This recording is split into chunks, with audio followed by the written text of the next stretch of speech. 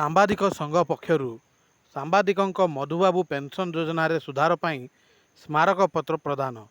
ଗଜପତି ଜିଲ୍ଲା ପାଳଖିଣ୍ଡିସ୍ଥିତ ଜିଲ୍ଲାପାଳଙ୍କ କାର୍ଯ୍ୟାଳୟଠାରେ ଆଜି 12ଟା ବେଳେ ଉତ୍କଳ ସାମ୍ବାଦିକ ସଂଘର ଜିଲ୍ଲା ସଭାପତି ବିଧାନ ଚୌଧୁରୀଙ୍କ ନେତୃତ୍ୱରେ ସାମ୍ବାଦିକମାନଙ୍କ ବିଭିନ୍ନ ଦାବିକୁ ନେଇ ଓଡ଼ିଶା ମୁଖ୍ୟମନ୍ତ୍ରୀଙ୍କ ଉଦ୍ଦେଶ୍ୟରେ ଜିଲ୍ଲା ପ୍ରଶାସନକୁ ଏକ ସ୍ମାରକପତ୍ର ପ୍ରଦାନ କରାଯାଇଛି। ଏହି କାର୍ଯ୍ୟକ୍ରମରେ ପ୍ରଦୀପ ନାୟକ, କୃଷ୍ଣ ବେହେରା, ସରୋଜ ବୀର, ଲୋକନାଥ ପଣ୍ଡା ପ୍ରମୁଖ ଉପସ୍ଥିତ ରହି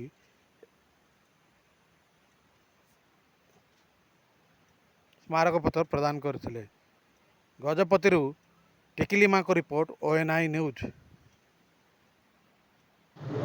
सर आपण परिचय द्विजेन्द्रनाथ पाड़ी सांबादिक। सर आज को कारण पे आसले जिलापाल भेटले आ कौन आज एक्चुअली आमर उत्कल सांबादिक संघ राज्य संघर निष्पत्ति क्रमे आमे अतिरिक्त जिलापाल द्वारा मुख्यमंत्री उद्देश्य रे गोटे दाबीपत्र प्रदान करूँ। से मुख्यतः 3टी दाबी थिला। एक नंबर अच्छी जोटा कि आम गोपबंधु स्वास्थ्य बीमा योजना जोटा सांबादिक मान उद्दिष्ट आ कि वर्ष ओडिशा रे सेटा आरंभ होईची। से निर्भर माने डिपेंडेंट पेरेंट्स बापा माँ जो मैंने छुआ ये से एक्सक्लूड करा जाइए बाद पड़ी से मैंने सो से अंतर्भुक्त करने गोटे दाबी रही है। द्वितीय छुआ को 25 वर्ष ऊर्ध्व होता भी बाद दि जाऊ से सो ताकू अंतर्भुक्त करने आमर दाबी रही गोपबंधु स्वास्थ्य बीमा योजना रे।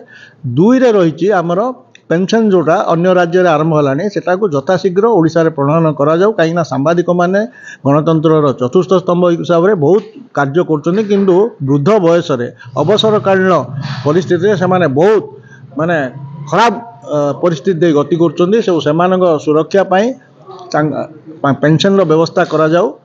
3 नंबर है जे वर्तमान सारा भारत रे एवं ओडिशा रे मध्य बारंबार सांबादिक मानक उपरे आक्रमण होची।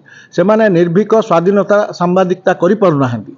एथि जोगु सेति सांबादिक सुरक्षा आईन जेते शीघ्र वर्तमान से आज समाज से आवश्यकता रे परिणत होईची। सेटा जदि न हुए कौन सी सांबादिक सत्य उपर आधारित निर्भीक सांबादिकता करि परिबे। सो सरकार के पाखे दाबी रही सांबादिक सुरक्षा आईन को यथाशीघ्र प्रणयन करा जाए।